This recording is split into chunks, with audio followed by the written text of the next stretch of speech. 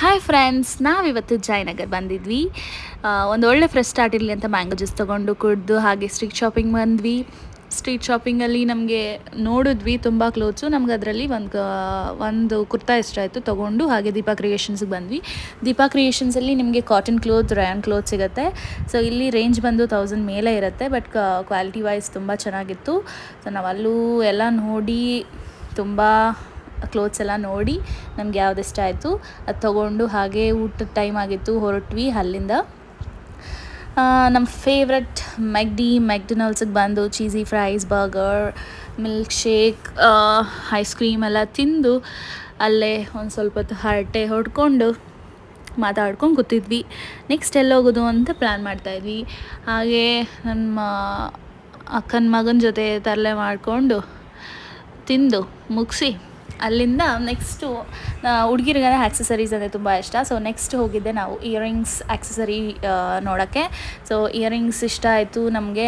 ಇಲ್ಲಿ ನೋಡ್ಬೋದು ನಿಮ್ಗೆ earrings, bracelets, clips, variety of clips ಎಲ್ಲ ನೋಡ್ಬೋದು. ಮತ್ತು buy one get one 149, fixed price 99, fixed price 149 ಎಲ್ಲ ಇತ್ತು. ಸೊ ನನಗಿಷ್ಟ ಆಗಿದ್ದೆಲ್ಲ ನಾನು ಪರ್ಚೇಸ್ ಮಾಡಿದೆ. ಸೊ ತುಂಬ ಚೆನ್ನಾಗಿತ್ತು. ಎಲ್ಲ ತೊಗೊಂಡೆ. ನನಗೆ ಇಯರಿಂಗ್ಸ್ ಅಂದರೆ ತುಂಬ ಕ್ರೇಜ್ ಇದೆ. ಸೊ ನನ್ನ ಮನೆಯಲ್ಲೇ ಒಂದು ಅಂಗಡಿ ಇಡ್ಬೋದು, ಅಷ್ಟು ಇಯರಿಂಗ್ಸ್ ಇದೆ. ಬಟ್ ನಾನು ಪರ್ಚೇಸ್ ಮಾಡೋದಂತೂ ಬಿಡಲ್ಲ, ಯಾಕಂದರೆ ನನಗೆ ಅಷ್ಟು ಕ್ರೇಜ್ ಇತ್ತು. ಹಾಗೆ ನಮ್ಮ ನೆಫ್ಯೂಗೆ ಕ್ಲೋತ್ಸ್ ನೋಡ್ತಾ ಇದ್ವಿ. ಅವನಿಗೆ ಯಾವ್ದು ಇಷ್ಟ ಆಯಿತೋ ತೊಗೊಂಡ್ವಿ, ಹಾಗೆ ಬಂದ್ವಿ. ಸೊ ಅಲ್ಲಿಂದ ನಾವು ಹೋಗಿದ್ದೆ ನೆಕ್ಸ್ಟು ಡ್ರೆಸ್ ಡೈರಿ.